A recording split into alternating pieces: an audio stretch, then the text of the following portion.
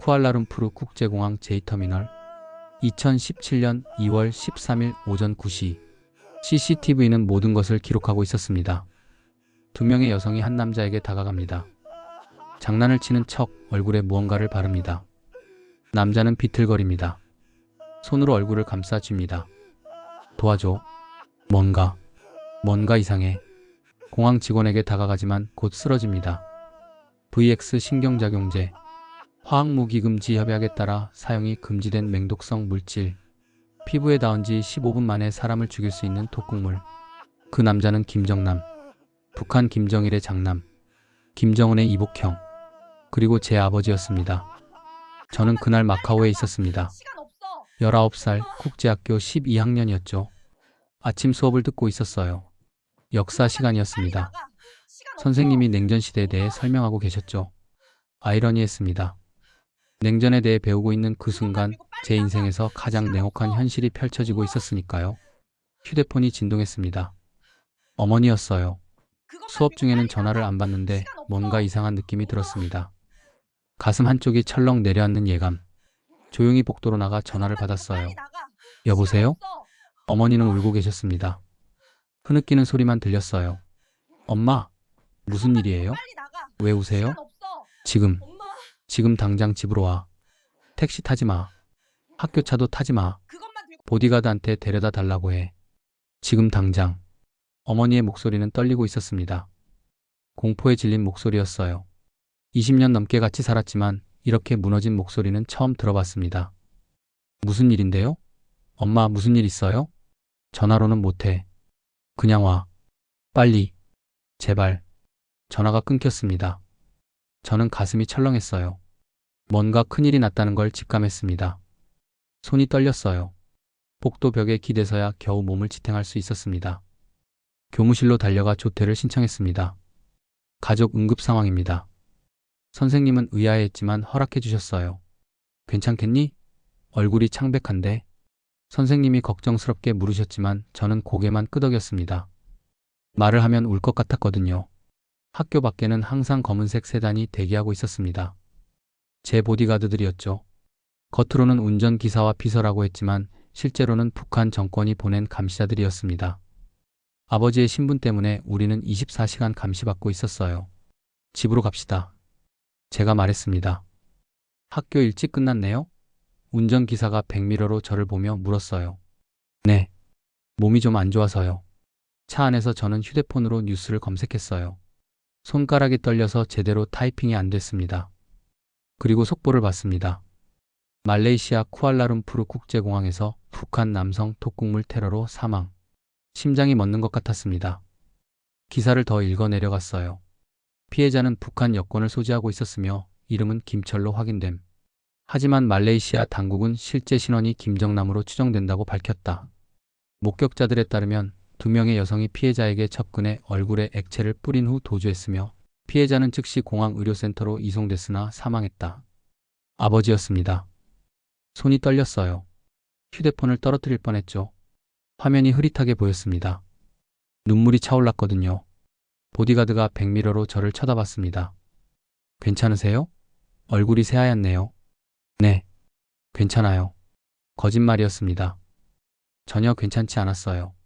숨을 쉬기도 힘들었습니다. 차 안에서 저는 계속 뉴스를 읽었습니다.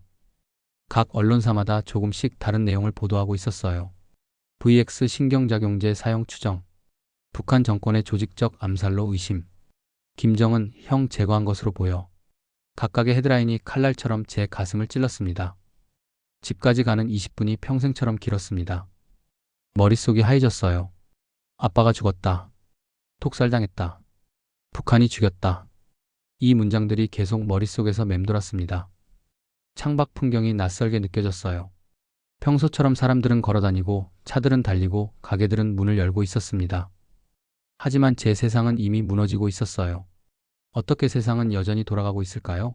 어떻게 사람들은 웃고 있을까요? 집에 도착하니 어머니가 현관에서 기다리고 계셨어요. 얼굴이 새하얗게 질려 있었습니다. 눈은 빨갛게 부어 있었고 입술은 파랗게 질려 있었어요. 평소 단정하던 머리는 흐트러져 있었고 옷도 아무렇게나 입으신 것 같았습니다. 엄마, 제가 말하기도 전에 어머니가 저를 와락 껴안으셨습니다. 미안해. 미안해. 엄마가 너를 지켜주지 못했어. 어머니는 계속 그렇게 말씀하셨어요. 엄마 잘못 아니에요. 엄마. 우리는 한참을 그렇게 있었습니다. 현관에서 서로를 껴안고 울었어요. 어머니 어깨가 떨리는 게 느껴졌습니다. 저도 온몸이 떨렸어요. 보디가드들이 집 안으로 들어왔습니다. 댁 안에 계시는 게 좋겠습니다. 당분간 그들의 말투가 달라져 있었어요. 더 이상 공손하지 않았습니다. 명령조였죠. 마치 우리가 죄수라도 된 것처럼. 나가지 마세요.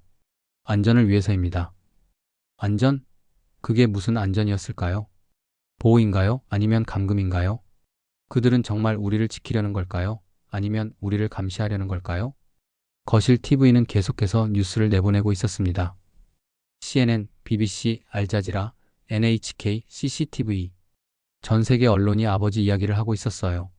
김정은의 형 김정남 말레이시아에서 암살당해. 북한 요원들의 소행으로 추정. VX 신경작용제 사용, 국제사회 충격. 냉전 시대를 떠올리게 하는 잔혹한 암살극. 화면에는 CCTV 영상이 반복해서 나왔습니다. 두 여자가 다가오는 장면. 아버지 얼굴에 손을 대는 장면. 아버지가 비틀거리는 장면. 공항 직원에게 도움을 요청하는 장면. 저는 차마 볼 수가 없었어요. 채널을 돌렸지만 모든 채널이 같은 뉴스를 하고 있었습니다. 한국 뉴스, 중국 뉴스, 일본 뉴스. 언어만 달랐을 뿐 내용은 똑같았어요. TV 끄자. 어머니가 말씀하셨어요. 더 보면 미칠 것 같아. 하지만 TV를 꺼도 소용없었습니다. 휴대폰으로 뉴스 알림이 계속 왔거든요. 김정남 시신 부검 결과 발표 예정. 말레이시아, 북한 대사 추방 검토. 용의자 여성 2명 체포 마이너스 베트남과 인도네시아 국적. 북한, 말레이시아의 부검 거부. 시신 인도 요구. 알림 소리가 날 때마다 저는 깜짝깜짝 놀랐어요. 심장이 두근거렸습니다. 거실 소파에 앉아 있는데 현실감이 없었어요. 마치 악몽을 꾸고 있는 것 같았습니다. 조금만 있으면 깰 거야. 이건 꿈이야. 하지만 시간이 지나도 깨지 않았어요. 이건 현실이었습니다. 그날 밤 저는 잠을 이룰 수 없었습니다. 아버지 생각만 났어요. 아버지는 자상한 분이셨습니다. 바빠서 자주 못 만났지만 만날 때마다 제게 선물을 사주셨죠. 책, 옷, 액세서리. 특히 책을 많이 사주셨어요. 공부 열심히 해라. 자유롭게 생각하는 법을 배워라. 항상 그렇게 말씀하셨어요. 왜 자유롭게요? 제가 어렸을 때 물었었죠. 10살쯤이었을 거예요. 아버지는 잠시 생각하시더니 말씀하셨습니다. 왜냐하면 우리 가족은 자유롭지 못하니까. 내만큼은 자유롭게 살았으면 좋겠어. 내가 하고 싶은 걸 하고 내가 믿고 싶은 걸 믿고 내가 생각하는 대로 살았으면 좋겠어. 아빠는요? 아빠는 자유롭지 않아요? 아버지는 쓸쓸하게 웃으셨어요. 아빠는 태어날 때부터 자유롭지 못했어. 하지만 너는 달라. 너는 자유로울 수 있어. 그 말의 의미를 이제야 알 것 같았습니다. 아버지는 김일성의 손자로 태어났습니다. 북한 왕조의 일원으로. 하지만 그 왕조에서 밀려났죠. 2001년 일본 디즈니랜드에 가려다 체포된 사건 이후 아버지는 후계자 자리에서 완전히 배제됐습니다. 그 이후 아버지는 마카오, 싱가포르, 중국을 떠돌며 살았어요. 명목상으로는 자유로웠지만 실제로는 감시받는 삶이었습니다. 북한 정권의 눈초리, 중국 정부의 감시, 한국 정보기관의 접근. 아버지는 항상 누군가의 관심 대상이었어요. 그리고 이제 그 대가를 치른 겁니다. 목숨으로. 둘째 날 아침 이상한 일이 벌어졌습니다. 평소에 보던 보디가드들이 사라지고 새로운 사람들이 집 주변에 나타났어요. 더 많은 수였습니다. 적어도 5명은 되는 것 같았죠. 아파트 입구에 2, 주차장에 2, 복도에 1. 저 사람들 누구예요? 제가 창문으로 내다보며 물었습니다. 어머니는 커튼을 확 닫으셨어요. 보지 마. 그냥 보지 마. 왜요? 저 사람들 누구예요? 모르겠어. 하지만 좋은 사람들은 아닌 것 같아. 점심때쯤 초인종이 울렸습니다. 어머니가 인터폰을 확인하셨어요. 밖에는 검은 양복을 입은 남자 2이 서 있었습니다. 선글라스를 끼고 있었어요. 전형적인 북한 요원 스타일이었죠. 누구세요? 어머니가 물으셨어요. 목소리가 떨리고 있었습니다. 조선민주주의인민공화국 특별대표단입니다. 문 열어주십시오. 북한에서 온 사람들이었습니다. 저는 숨이 막혔어요. 어머니는 고개를 저으셨어요. 안 돼. 절대 열면 안 돼. 부인 문 여십시오. 김정남 동지의 장례 문제를 상의하러 왔습니다. 장례? 저는 어머니를 봤어요. 어머니는 떨고 계셨습니다. 입술이 파랗게 질려 있었어요. 나중에 얘기해요. 지금은 안 돼요. 지금 열어주십시오. 부인과 따님의 안전을 위해서입니다. 위협이었습니다. 노골적인 위협. 안전을 위해서라는 말 속에는 열지 않으면 안전을 보장할 수 없다는 협박이 숨어 있었어요. 어머니는 전화를 꺼내셨어요. 누군가에게 전화를 거셨죠. 중국어로 급하게 뭐라고 말씀하셨습니다. 마카오 경찰이었던 것 같아요. 지금 당장 와주세요. 북한 사람들이 집 앞에 있어요. 위협하고 있어요. 10분 후 마카오 경찰이 도착했습니다. 경찰차 사이렌 소리가 들렸어요. 북한 대표단은 물러났어요. 하지만 완전히 떠나지는 않았습니다. 건물 앞에서 계속 지켜보고 있었죠. 검은 차에 앉아서 우리 집 창문을 응시하고 있었습니다. 경찰이 집에 들어왔습니다. 괜찮으세요? 위협받으신 거예요? 네. 북한 사람들이 문 열라고 협박했어요. 북한이요? 경찰은 놀란 표정이었어요. 여기는 마카오인데. 북한이 왜? 어머니는 대답하지 않으셨어요. 대답할 수 없었죠. 우리 신분을 밝힐 수 없었으니까. 일단 저희가 순찰을 강화하겠습니다. 하지만 24시간 경호는 어렵습니다. 경찰이 떠난 후 어머니가 말씀하셨어요. 더 이상 여기 있으면 안 돼. 우리 떠나야 해. 어디로요? 모르겠어. 일단 여기서 나가야 해. 하지만 엄마, 여권은요? 비자는요? 어디로 가요? 일단 나가자. 방법은 있을 거야. 그날 밤 어머니는 짐을 싸기 시작하셨습니다. 조용히 불도 켜지 않고 달빛만으로 짐을 쌌어요. 창문으로 밖을 보니 검은 차들이 여전히 주차되어 있었어요. 차 안에서 누군가 담배를 피우고 있었습니다. 빨간 불빛이 어둠 속에서 깜빡이었어요. 엄마, 저 사람들이 지켜보고 있는데 어떻게 나가요? 방법이 있어. 중국 정부에 도움을 요청했어. 중국이요? 중국이 도와줄까요? 나는 중국 국적이야. 중국 정부가 날 보호해 줄 거야. 하지만 과연 그럴까요? 중국은 북한의 동맹국이었습니다. 혈맹이라고 불리는 관계. 정말 우리를 보호해 줄까요? 아니면 북한에 넘겨줄까요? 저는 불안했어요. 하지만 다른 선택지가 없었습니다. 2월 15일 새벽 3시, 어머니가 저를 깨웠습니다. 일어나. 지금 가야 해. 저는 벌떡 일어났어요. 미리 준비해둔 가방을 챙겼죠. 옷 몇 벌, 여권, 현금, 노트북, 충전기. 그게 전부였습니다. 평생 모았던 것들을 다 두고 가야 했어요. 사진은요? 저는 아버지와 찍은 사진첩을 가리켰어요.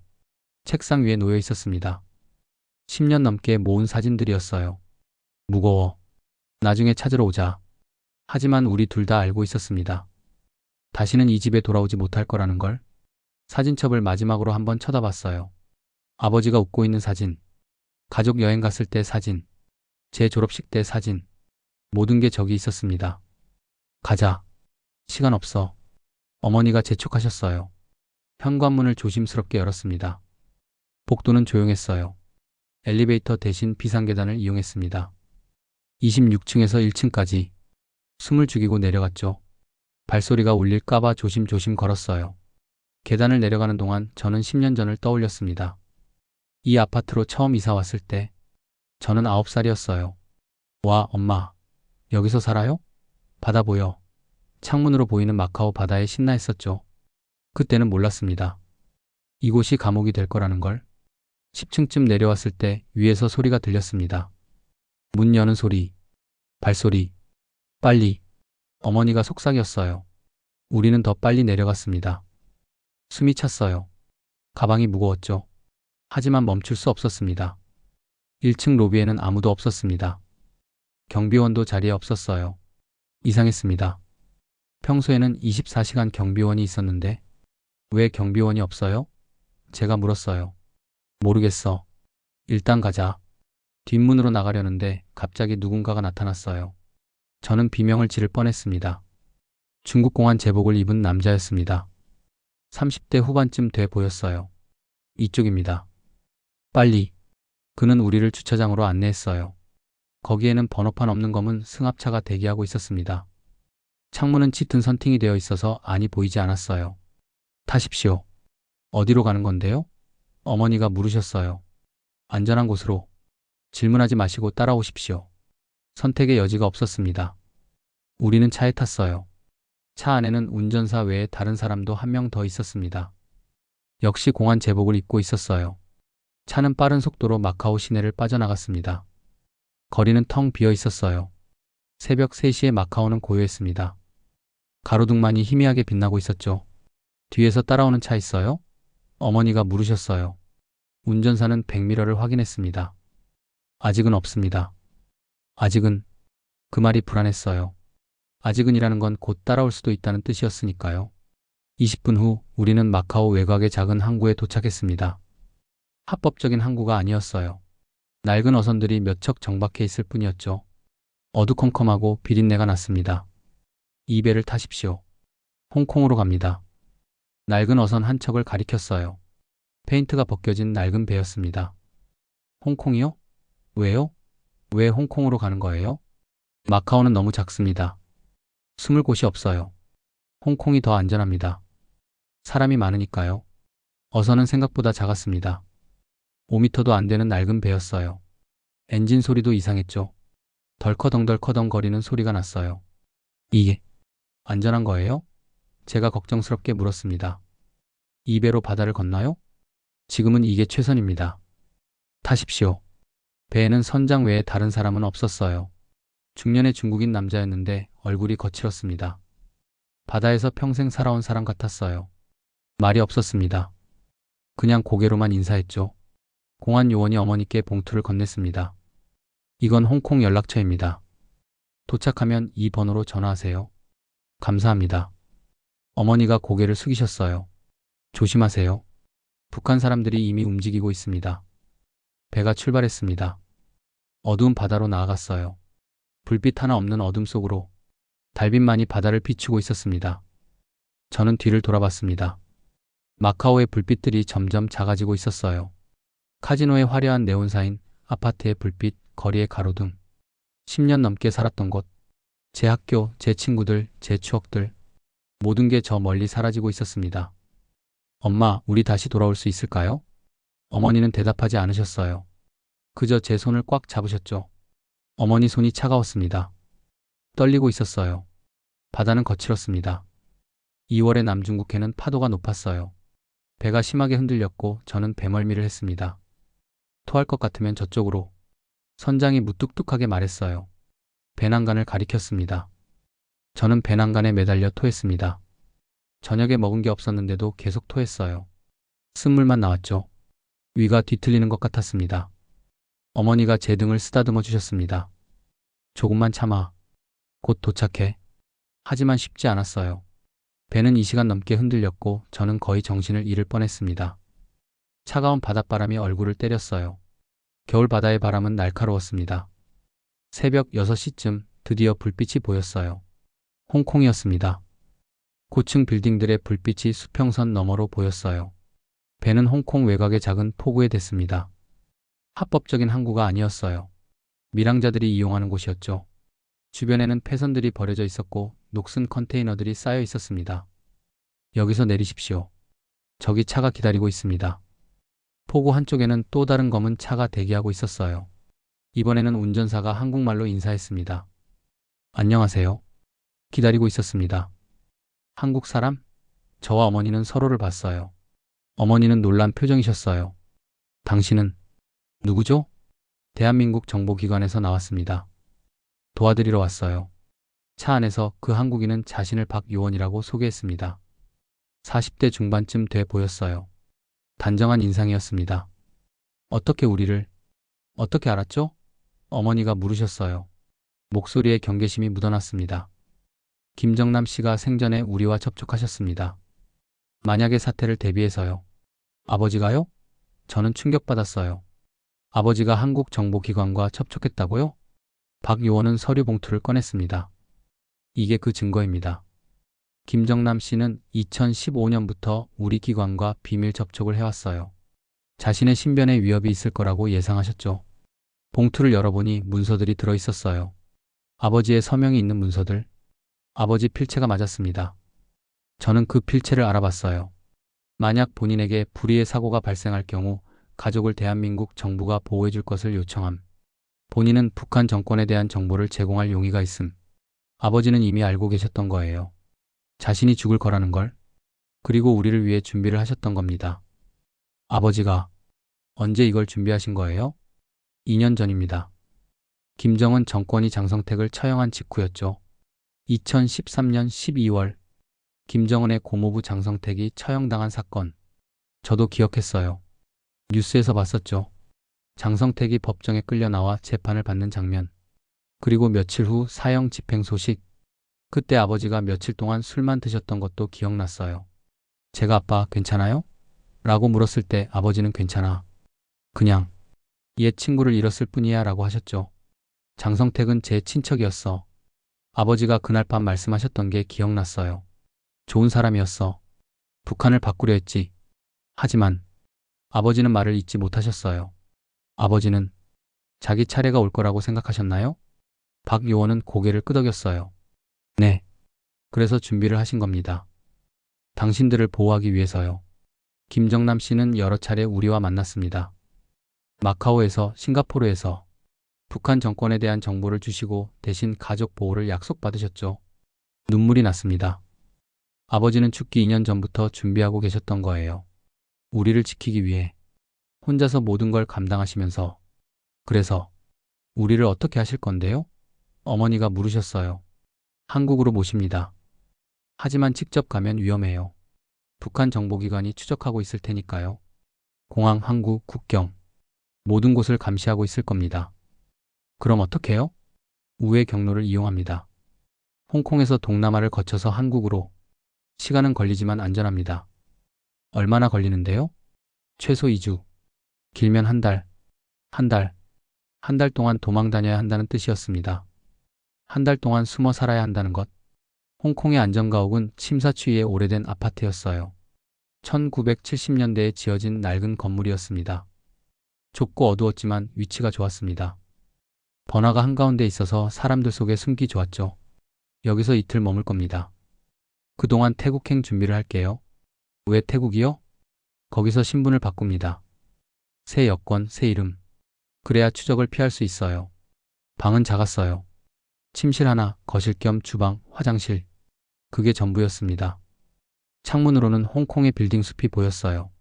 첫날 밤 저는 잠을 이룰 수 없었습니다. 낯선 집, 낯선 침대, 낯선 소리들. 밖에서는 홍콩의 소음이 들려왔어요.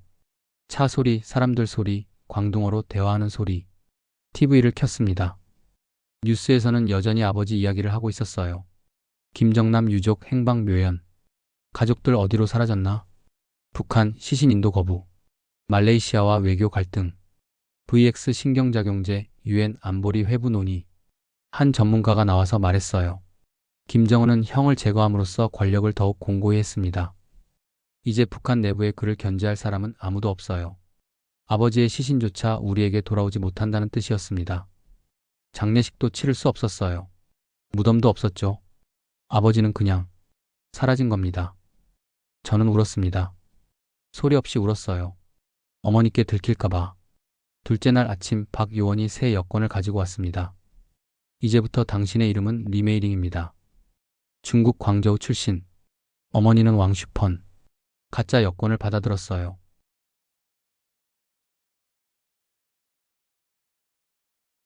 제 사진에 다른 사람 이름이 붙어 있었습니다. 리에미아이엘ing. 낯선 이름이었어요. 이거 합법적인 거예요? 최고급 위조품입니다. 전문가가 봐도 구별 못해요. 칩도 진짜처럼 작동하고 데이터베이스에도 등록되어 있어요. 전문가가 봐도 구별 못한다고요? 그게 저를 안심시키는 말은 아니었어요. 문제는 당신입니다. 박 요원이 저를 보며 말했어요. 얼굴이 너무 특징적이에요. 김일성 가문의 특징이 있어요. 무슨 특징이요? 눈매, 코, 얼굴형. 특히 김일성 주석의 특징이 강하게 나타나요. 아는 사람이 보면 알아볼 수 있어요. 저는 거울을 봤습니다. 제 얼굴. 19년 동안 봐왔던 얼굴. 이게 위험하다고요? 그래서 박 요원은 제안했습니다. 성형수술을 하는 게 어떨까요? 성형수술이요? 저는 깜짝 놀랐어요. 제 얼굴을 바꾸라고요? 간단한 거예요. 코 모양 조금 바꾸고 눈매 조금 조정하고 완전히 다른 사람이 될 필요는 없어요. 그냥 김일성 가문 특징만 없애면 됩니다. 홍콩에 좋은 의사가 있어요. 어머니는 반대하셨어요. 안 돼. 얼굴을 왜 바꿔? 그대로도 괜찮아. 하지만 안전을 위해서는 안 돼. 내 딸 얼굴을 자를 수는 없어. 박 요원과 어머니가 한참 동안 언쟁을 벌였습니다. 저는 그 사이에서 혼란스러웠어요. 정말 얼굴을 바꿔야 할까요? 안전을 위해서? 결국 성형수술은 하지 않았습니다. 대신 화장과 헤어스타일로 위장하기로 했죠. 미용실에 갔습니다. 홍콩 몽콕의 한 작은 미용실이었어요. 박 요원이 믿을 만한 곳이라고 했습니다. 미용사는 중국인 여성이었어요. 50대쯤 돼 보였습니다. 머리 많이 바꾸고 싶어요? 그녀가 물었어요. 네. 완전히 다른 사람처럼요. 머리를 잘랐어요. 긴 머리를 잘라서 단발로 만들었습니다. 어깨까지 오던 머리가 턱선까지 잘렸어요. 그리고 염색. 검은 머리를 밝은 갈색으로. 1시간 후 거울을 봤을 때 낯선 사람이 저를 쳐다보고 있었어요. 이게 나야? 잘 어울려요. 미용사가 웃으며 말했죠. 완전히 다른 사람 같아요. 하지만 저는 울고 싶었어요. 제 정체성이 사라지는 것 같았거든요. 거울 속의 그 사람은 제가 아니었어요. 리메이링이라는 낯선 사람이었습니다. 미용실을 나오면서 저는 생각했습니다. 나는 누구지? 김정남의 딸? 리메이링? 아니면 그냥 도망자? 2월 18일 우리는 홍콩국제공항으로 갔습니다. 자연스럽게 행동하세요. 의심받으면 안 됩니다. 평범한 관광객처럼 행동하세요. 박 요원이 당부했어요. 공항은 사람들로 붐볐습니다. 관광객들, 출장자들, 가족들 모두 평범한 일상을 살고 있었죠. 짐을 끌고 웃고 이야기하고 저도 평범한 척했습니다. 하지만 심장은 미친 듯이 뛰고 있었어요. 손바닥에 땀이 났습니다. 입국 심사대에 섰습니다. 심사관이 여권을 받아들었어요. 컴퓨터에 입력했습니다. 키보드 치는 소리가 크게 들렸어요. 여행 목적이? 관광입니다.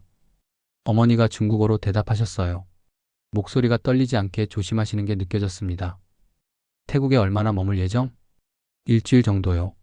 직업은? 무역업입니다. 심사관은 저를 쳐다봤습니다. 뭔가 의심스러운 눈빛이었어요. 저를 한참 쳐다봤습니다. 학생이에요? 네. 방학이라서 엄마랑 여행 왔어요. 어느 학교? 광저우 제2고등학교요. 심사관은 다시 컴퓨터를 봤습니다. 한참을 보더니 도장을 찍어줬어요. 즐거운 여행 되세요. 후. 저는 한숨을 쉬었어요. 다리에 힘이 풀렸습니다. 하지만 진짜 시험은 아직 남아 있었습니다. 탑승구로 가는 길. 저는 주변을 계속 살폈어요. 혹시 따라오는 사람이 있나, 의심스러운 사람이 있나. 한 남자가 눈에 띄었습니다. 검은 재킷, 야구모자. 30대 후반쯤. 계속 저희를 보고 있었어요. 아니, 보고 있는 것 같았어요. 엄마, 저 사람. 제가 속삭였어요. 모른 척해. 계속 가. 우리는 면세점으로 들어갔습니다. 물건을 보는 척하면서 그 남자를 관찰했어요. 그 남자도 면세점으로 들어왔습니다. 그리고 우리에게서 10m 정도 떨어진 곳에 섰죠. 향수 코너에서 뭔가를 보는 척했지만 실제로는 우리를 주시하고 있었어요. 박 요원한테 연락해야 할 것 같아요. 제가 말했어요. 어머니가 휴대폰을 꺼내려는데 그 남자가 다가왔습니다. 심장이 멎는 줄 알았어요. 저는 본능적으로 뒤로 물러섰습니다. 실례합니다. 그 남자가 한국어로 말했어요.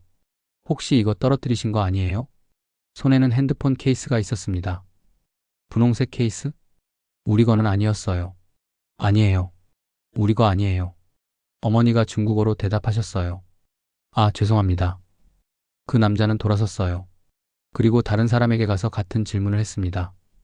오해였습니다. 그냥 친절한 사람이었어요. 주운 물건의 주인을 찾고 있었던 거죠. 하지만 이 사건은 제게 교훈을 줬습니다. 모든 사람이 적처럼 느껴진다는 것. 이게 도망자의 삶이라는 것. 의심하고 경계하고 두려워하는 것. 비행기에 탔습니다. 이코노미석 중간 자리였어요. 옆에는 태국 관광객이 앉았습니다. 친절하게 웃으며 인사했어요. 비행기가 이륙했습니다. 홍콩이 점점 작아졌어요. 빌딩들, 항구, 산들, 그리고 구름 속으로 사라졌습니다. 3시간 비행. 저는 한숨도 못 잤어요. 계속 주변을 살폈습니다. 혹시 수상한 사람이 있나? 앞좌석의 남자가 계속 뒤를 돌아봤어요. 왜 그러는 걸까요? 저를 보는 걸까요? 뒷좌석 여자는 계속 전화기를 만지작거렸습니다. 누구한테 연락하는 걸까요? 우리 위치를 알리는 걸까요? 진정해. 그냥 일반 승객들이야. 어머니가 속삭이셨어요. 하지만 진정할 수가 없었어요. 제 머릿속은 온통 음모론으로 가득했습니다. 방콕 수완나품 국제공항에 도착했을 때 저는 온몸이 땀으로 젖어 있었습니다. 입국 심사는 무사히 통과했어요. 태국 심사관은 별 관심이 없었습니다. 여권 보고 도장 찍고 통과. 5초도 안 걸렸어요.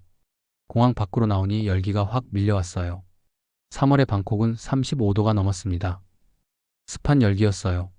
숨쉬기가 힘들 정도였죠. 박 요원의 동료가 기다리고 있었어요. 김 요원이라고 소개했습니다. 30대 초반의 젊은 요원이었어요. 힘드셨죠? 호텔로 모실게요. 방콕 외곽의 작은 호텔이었습니다. 관광객이 거의 없는 곳이었죠. 낡은 건물이었어요. 여기서 일주일 기다리세요. 다음 이동 계획을 짜고 있습니다. 방은 좁았어요. 침대 하나, 책상 하나, TV 하나, 에어컨 하나. 그게 전부였습니다. 창문으로는 방콕의 낮은 건물들이 보였어요. 첫날은 괜찮았어요. 피곤해서 거의 하루 종일 잤죠. 시차 적응도 필요했고요. 둘째 날부터 문제가 시작됐습니다. 저는 너무 답답했어요. 좁은 방에만 갇혀 있으니까 밖에 나가고 싶었습니다. 사람들을 보고 싶었어요. 평범한 삶을 보고 싶었습니다. 엄마, 잠깐만 산책하면 안 돼요? 호텔 주변만요. 안 돼. 위험해. 10분만요. 진짜 호텔 바로 앞만요. 안 된다고 했어. 어머니는 화를 내셨어요. 저도 화가 났죠. 우리는 처음으로 크게 싸웠습니다. 나도 인생이 있어요. 맨날 숨어만 살 수는 없어요. 이게 사는 거예요? 지금은 살아남는 게 먼저야. 내 목숨이 먼저라고. 이게 사는 거예요? 방에 갇혀서 죄수처럼? 어머니는 저를 째려보셨어요. 그리고 문을 쾅 닫고 화장실로 들어가셨죠. 물 흐르는 소리가 들렸어요. 그리고 흐느끼는 소리도. 저는 침대에 쓰러져 울었습니다. 이게 제 인생인가요?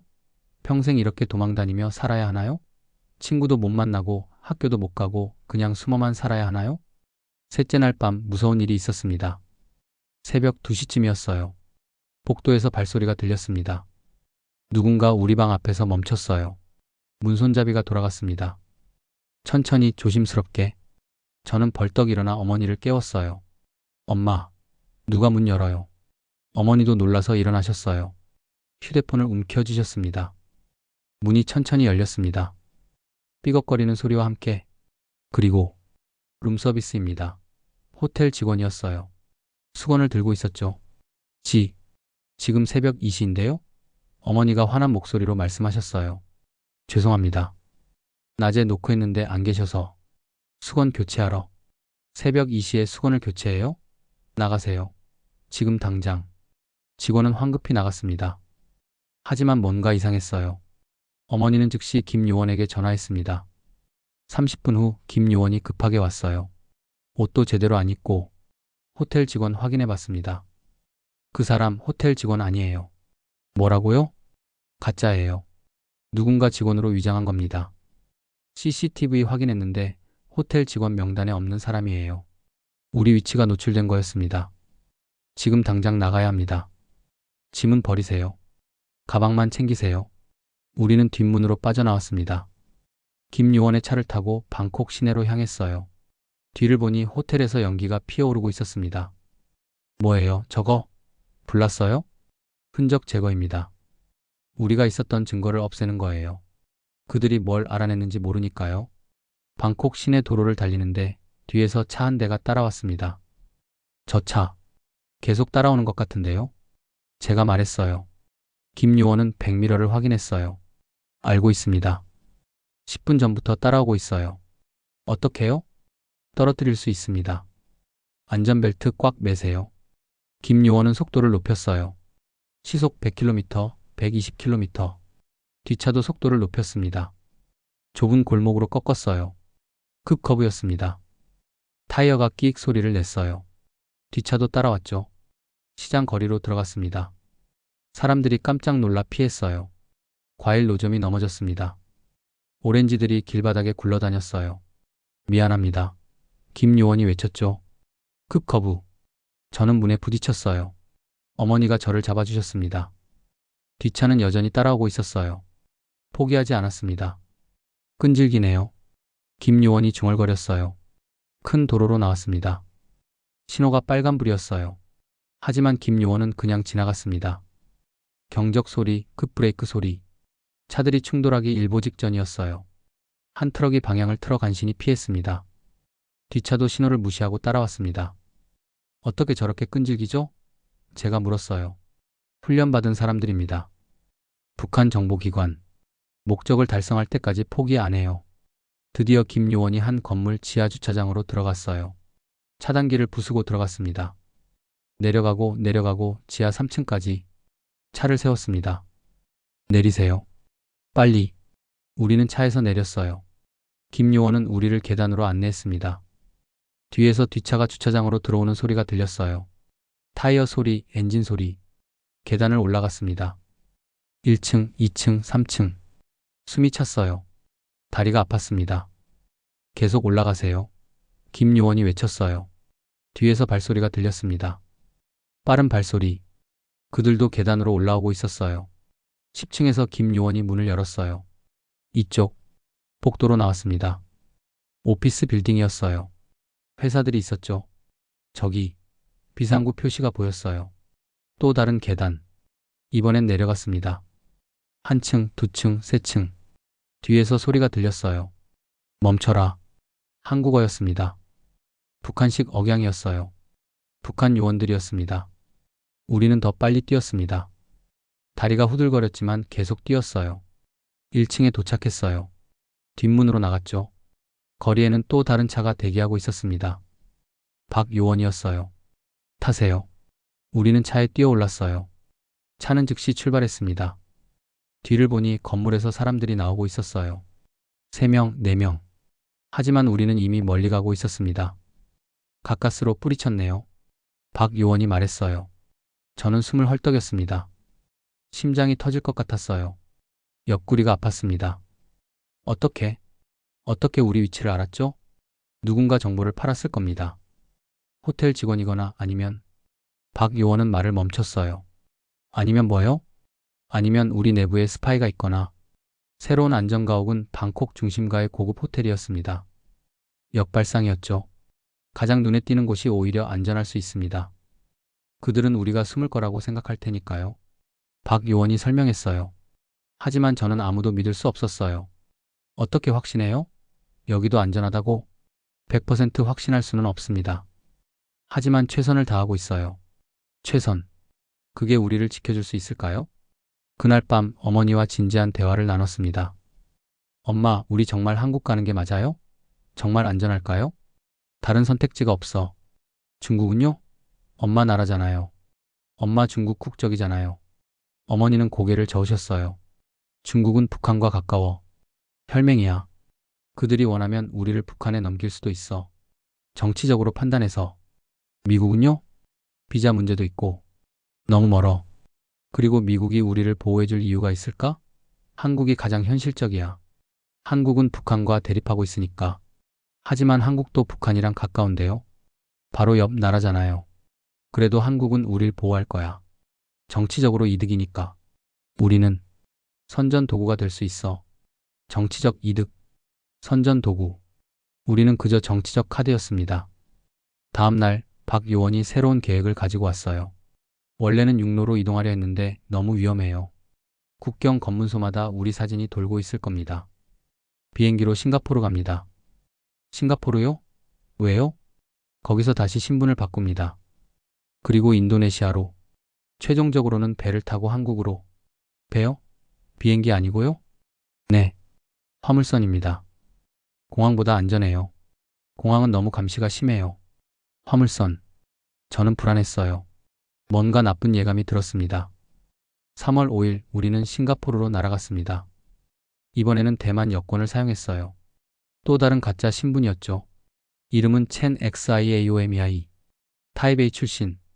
싱가포르 창이 국제공항. 세계에서 가장 깨끗하고 안전한 공항 중 하나라고 했어요. 미래적인 디자인이었습니다. 하지만 저에게는 그저 또 다른 위험지대였습니다. 입국 심사를 통과하고 택시를 타고 호텔로 갔어요. 이번 호텔은 마리나 베이 근처였습니다. 고급스러운 곳이었죠.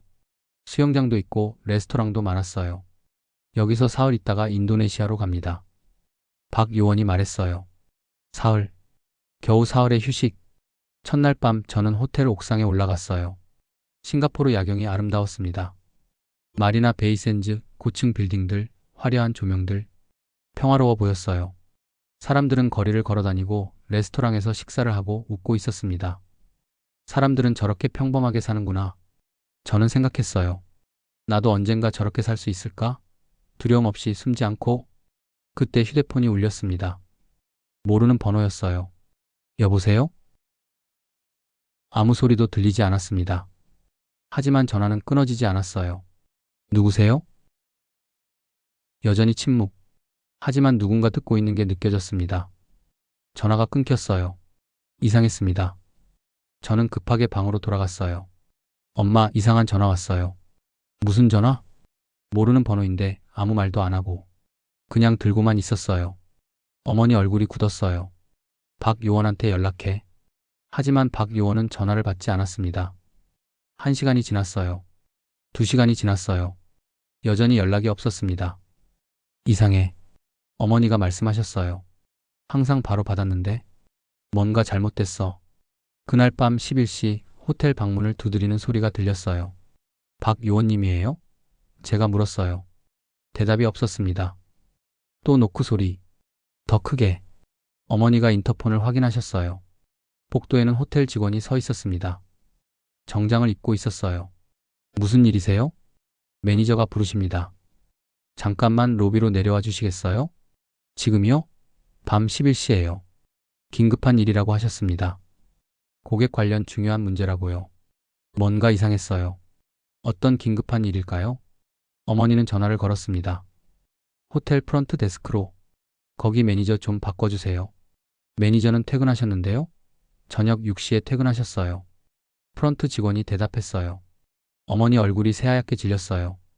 뒷문으로 나가자. 지금 당장. 우리는 짐도 챙기지 못하고 뒷계단으로 내려갔어요. 1층에 거의 다 왔을 때 위에서 발소리가 들렸습니다. 여러 명이었어요. 빨리. 어머니가 외쳤어요. 뒷문으로 나왔습니다. 골목길이었어요. 어둡고 좁았습니다. 어디로 가야 하죠? 박 요원은 연락이 안 되고 우리는 싱가포르에서 혼자였습니다. 낯선 나라, 낯선 도시. 도움을 청할 곳도 없었어요. 그때 차 한 대가 다가왔어요. 검은색 세단. 헤드라이트가 우리를 비췄습니다. 또 그들인가?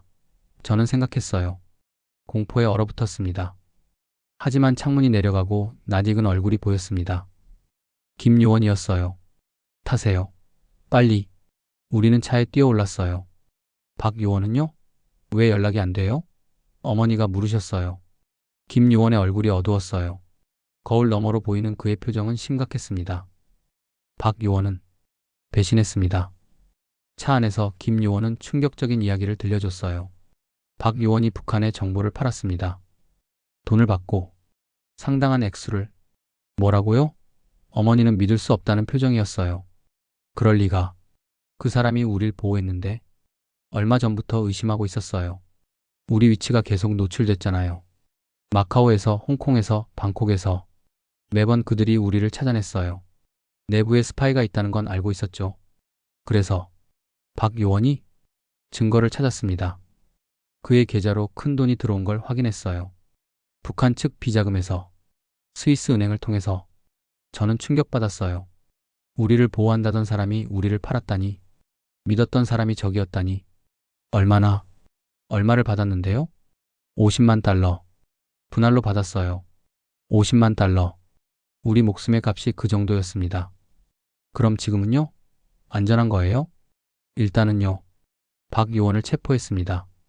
하지만 그가 얼마나 많은 정보를 넘겼는지 모르겠어요. 우리 계획, 경로, 연락망 다 알고 있을 수 있어요. 우리 어떻게 되는 거예요? 김 요원은 새 계획을 설명했어요. 내일 새벽 비행기로 자카르타 갑니다. 박 요원이 모르는 경로예요. 거기서 배를 타고 한국으로. 언제요? 모레. 더 이상 기다릴 수 없어요. 그들이 다시 올 겁니다. 우리는 싱가포르 외곽의 작은 게스트하우스로 갔습니다. 허름한 곳이었지만 안전했어요. 아무도 모르는 곳이었습니다. 그날 밤 저는 거의 잠을 못 잤습니다. 배신당했다는 충격, 앞으로의 불안감. 누구를 믿어야 하지? 김요원도 배신할 수 있어. 어쩌면 그도 거짓말하고 있을지도 몰라. 어쩌면 모두가 거짓말쟁이일지도 몰라.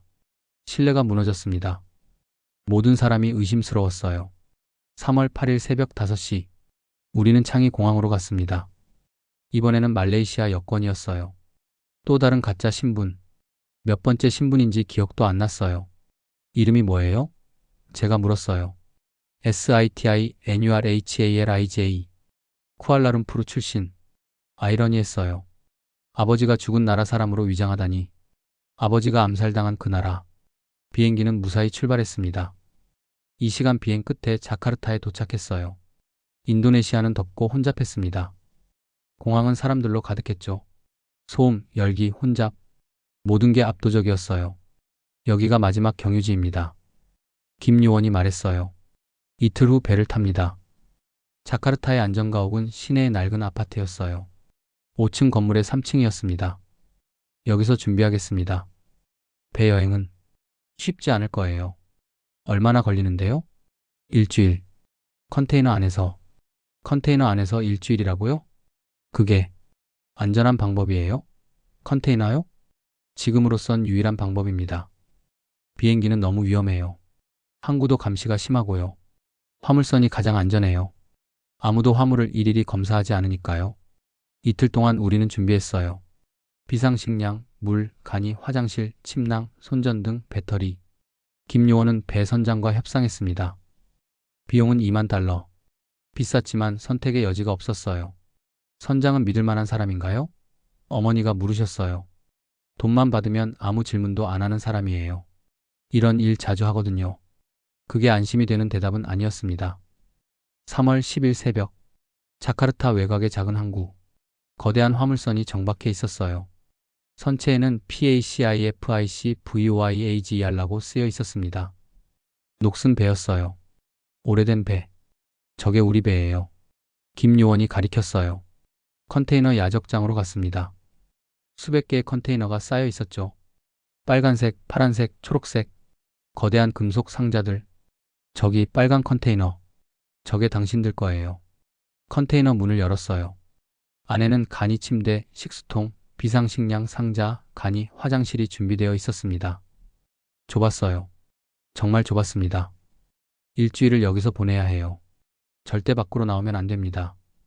소리도 내면 안 돼요. 누가 들으면 안 돼요.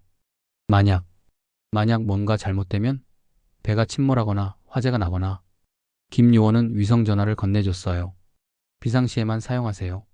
하지만 솔직히 바다 한가운데서는 우리도 도울 수 없어요. 무서운 말이었습니다. 우리는 완전히 고립될 거라는 뜻이었으니까요. 부산항에 도착하면 연락드릴게요. 그때까지 버티세요. 힘들겠지만. 컨테이너 문이 닫혔습니다. 쾅. 갑자기 어두워졌어요. 작은 환풍구로만 빛이 들어왔습니다. 희미한 빛. 심장이 빠르게 뛰기 시작했어요. 좁아요. 너무 좁아요. 숨쉬기가 힘들었습니다. 엄마. 무서워요. 괜찮아. 우리 함께 있잖아. 우리 살아남을 거야. 하지만 괜찮지 않았어요. 전혀. 얼마 후 컨테이너가 들어올려지는 걸 느꼈습니다. 크레인이 우리를 배에 싣고 있었어요. 흔들렸습니다. 많이. 쾅. 어딘가에 내려놓는 소리. 쾅. 쾅. 주변에 다른 컨테이너들이 쌓이는 소리. 금속이 부딪히는 소리. 우리는 컨테이너 더미 속에 묻혔습니다. 수십 개의 컨테이너 사이에. 그리고 배가 출항했습니다. 엔진 소리가 들렸어요. 덜컹덜컹. 진동이 느껴졌습니다. 첫째 날. 처음에는 괜찮았어요. 신기하기도 했죠. 배를 타고 있구나. 모험 같기도 했어요. 하지만 시간이 지나면서 답답함이 밀려왔습니다. 좁은 공간. 어둠. 엔진 소리. 파도 소리. 금속 벽. 차가운 바닥. 저는 책을 읽으려 했지만 집중이 안 됐어요. 어두워서 눈이 아팠거든요. 휴대폰으로 게임을 하려 했지만 금방 질렸죠. 배터리도 아껴야 했고요. 엄마, 얼마나 지났어요? 3시간. 3시간밖에 안 됐다고요? 일주일을 어떻게 버티죠? 168시간. 1만 80분. 60만 4,800초. 둘째 날, 멀미가 시작됐습니다. 배가 흔들릴 때마다 속이 메스꺼웠어요. 위가 뒤틀렸습니다. 토하고 토하고 또 토했습니다. 어머니도 힘들어 하셨어요. 얼굴이 창백했습니다. 물 마셔. 탈수되면 안 돼. 하지만 물을 마시면 또 토했어요. 악순환이었습니다. 밥도 못 먹었습니다. 비상식량이 있었지만 먹을 수가 없었어요. 입에 넣기만 해도 토했으니까요. 셋째 날, 공포가 시작됐습니다. 만약 배가 침몰하면? 만약 화재가 나면? 만약 우리를 잊어버리면? 만약 부산에 도착해도 문을 안 열어주면? 컨테이너 벽을 두드려 봤어요. 두껍고 단단했습니다. 소리쳐 봤지만 밖에서 들릴 리 없었어요. 금속 상자 안에서의 소리는 메아리 쳤을 뿐이었습니다. 우리는 갇혔습니다. 완전히 고립됐어요. 바다 한가운데 금속 상자 안에. 엄마, 우리 죽는 거 아니에요? 안 죽어. 조금만 참아. 며칠만 더. 하지만 어머니 목소리도 떨리고 있었어요. 확신이 없는 목소리였습니다. 넷째 날, 환청이 들렸습니다. 컨테이너 밖에서 사람들 목소리가 들리는 것 같았어요. 선원들이 점검하는 소리. 이 컨테이너는 뭐가 들었어? 기계 부품이라고 되어 있는데. 열어봐야 하나? 심장이 멎는 줄 알았어요. 저는 숨을 멈췄습니다. 어머니가 제 손을 꽉 잡으셨습니다. 우리는 숨도 쉬지 않았어요. 1분, 2분. 귀찮게. 그냥 가자. 할 일 많아. 발소리가 멀어졌습니다. 저는 그제야 숨을 쉬었어요. 크게 계속 517 깊게. 온몸이 땀으로 젖어 있었습니다. 다섯째 날, 폭풍이 왔습니다. 배가 심하게 흔들렸어요. 좌우로, 위아래로. 컨테이너 안에 물건들이 와르르 쏟아졌습니다. 물통이 넘어졌어요. 식량 상자가 굴러다녔습니다. 악! 저는 비명을 질렀어요. 파도 소리가 무서웠어요. 컨테이너가 바다에 떨어질 것 같았습니다. 배가 기울었어요. 많이. 엄마, 엄마, 여기 있어. 나 여기 있어. 우리는 서로를 껴안았어요. 폭풍이 지나가기를 기도하면서. 그 밤은 정말 길었습니다. 몇 시간이었는지 기억도 안 나요. 영원처럼 느껴졌습니다. 여섯째 날, 포기하고 싶었어요. 차라리 나가서 죽는 게 낫겠어. 이렇게 갇혀서 죽느니 바다에 뛰어들까? 그게 더 나을까? 컨테이너 문을 두드렸어요. 주먹으로, 발로. 나가고 싶어요. 나가게 해줘요. 제발. 어머니가 저를 붙잡으셨어요. 안 돼. 정신 차려. 못 참겠어요. 미칠 것 같아요. 하루만 더 버티자. 내일이면 도착해. 저는 울었습니다. 한참을 울었어요. 소리내서 울었습니다. 7째 날, 새벽, 위성전화가 울렸습니다. 여보세요? 어머니가 받으셨어요. 손이 떨려서 전화를 떨어뜨릴 뻔하셨습니다. 1시간 후 부산항 도착합니다. 준비하세요. 드디어 끝이었습니다. 저는 웃었어요. 울면서 웃었습니다. 현실 같지 않았어요. 3월 17일 오후 4시, 부산항. 컨테이너가 내려지는 걸 느꼈어요. 크레인이 우리를 내리고 있었습니다. 그리고 문이 열렸습니다. 빛이 쏟아져 들어왔어요. 눈부셨습니다. 저는 눈을 제대로 뜰 수가 없었어요. 나오세요. 안전합니다. 여기는 한국입니다. 김 요원이었어요. 그리고 다른 한국 요원들 3명이나 있었습니다. 저는 비틀거리며 나왔습니다. 다리에 힘이 없었어요. 일주일 동안 제대로 서지 못했거든요. 괜찮아요? 누군가 저를 부축했어요. 괜찮아요. 괜찮아요. 하지만 괜찮지 않았어요. 기절할 것 같았거든요. 다리가 후들거렸습니다. 구급차가 대기하고 있었어요. 의료진이 우리를 검사했습니다. 탈수 증세가 있습니다. 영양실조 초기 단계. 링거 마치겠습니다. 링거를 맞으며 저는 주변을 봤어요. 부산항. 크레인들, 컨테이너들, 배들. 한글로 쓰인 표지판들. 한국 사람들. 드디어 도착했습니다. 한 달간의 도주 끝에. 어서 오세요. 대한민국에 이제 안전합니다. 한 요원이 웃으며 말했어요. 저는 울었습니다. 안도의 눈물이었어요. 살아남았다는 안도감. 병원에서 하룻밤 보내고 다음날 서울로 향했습니다. 차 안에서 창밖을 봤어요. 고속도로, 한국 풍경, 한글 간판들, 한국 사람들, 한국 차들. 여기가 제 새 집이에요? 네. 이제부터 여기서 사실 겁니다. 낯설었지만 두렵지 않았어요. 살아남았으니까. 자유를 얻었으니까. 서울의 안전가옥은 강남의 깨끗한 아파트였어요. 15층이었습니다. 여기서 당분간 지내세요. 내일부터 절차가 시작됩니다. 무슨 절차요?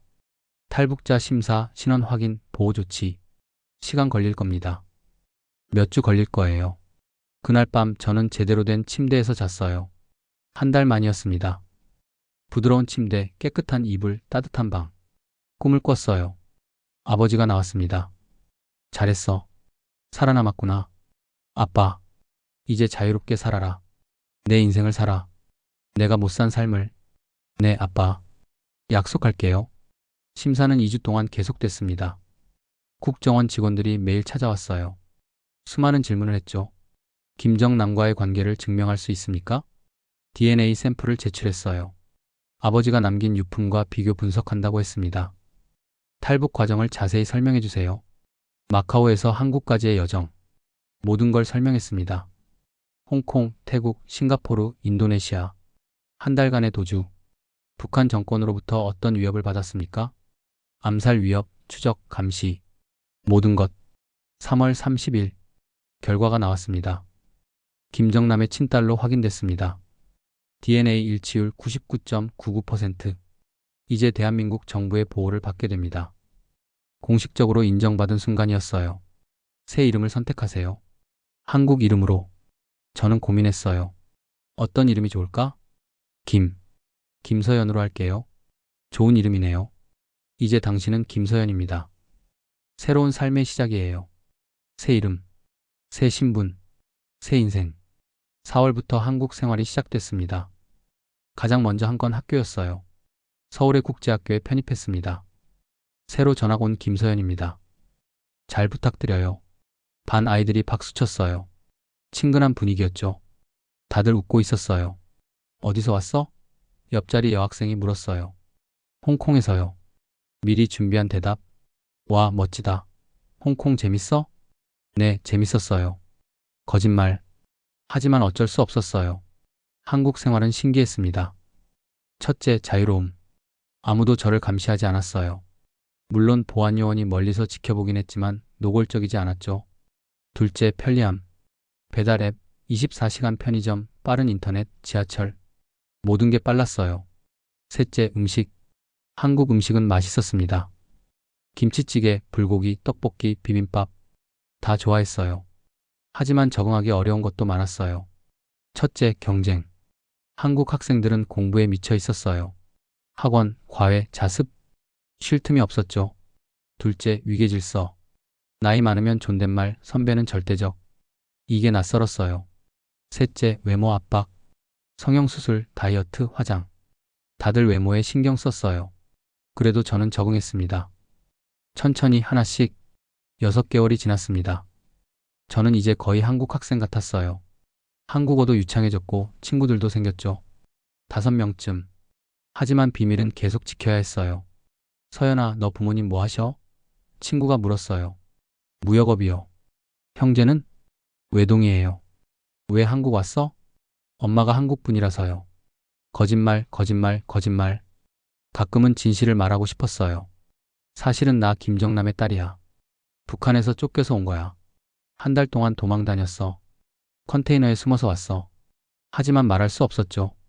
말하는 순간 모든 게 끝날 테니까. 2017년 10월. 이상한 일이 있었습니다. 학교 끝나고 집에 가는 길이었어요. 지하철을 탔죠.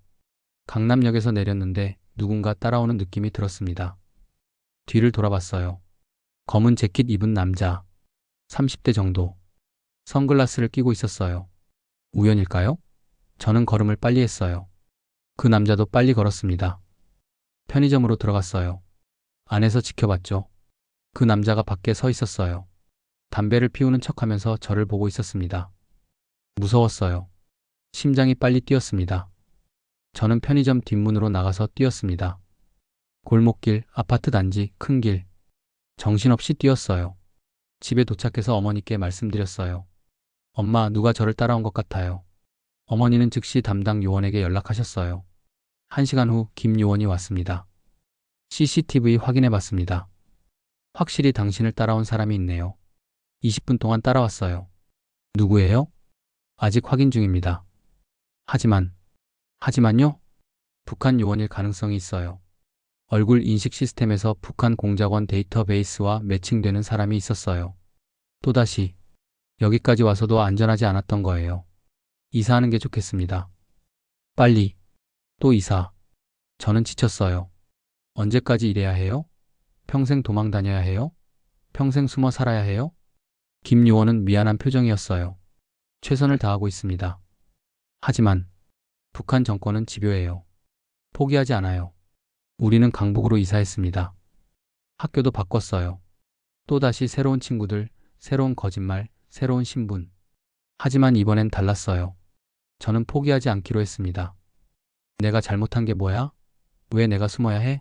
나는 살아남았어. 그걸로 충분해. 나는 포기하지 않을 거야. 2024년 현재. 저는 26살입니다. 한국에서 산 지 7년이 됐어요.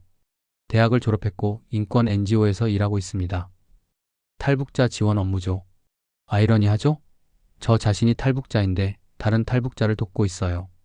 일을 하면서 많은 사람을 만났습니다. 북한에서 탈출한 사람들, 그들의 이야기를 들으면서 깨달았어요. 저는 운이 좋았다는 것을. 비행기를 탔고 호텔에 묵었고 보호를 받았어요. 하지만 대부분의 탈북자들은 그렇지 못했죠. 두만강을 건너고 중국에서 쫓기고 브로커에게 속고 인신매매되고 수용소에 끌려가고. 그들에 비하면 제 고생은 아무것도 아니었어요. 어머니는 이제 한국 생활에 완전히 적응하셨어요. 한국어도 유창하시고 한국 친구들도 생기셨죠. 작은 중국 식당을 운영하고 계세요. 여기서 늙어도 괜찮을 것 같아. 최근에 하신 말씀이에요. 저도 그래요. 한국이 제 집이 됐어요.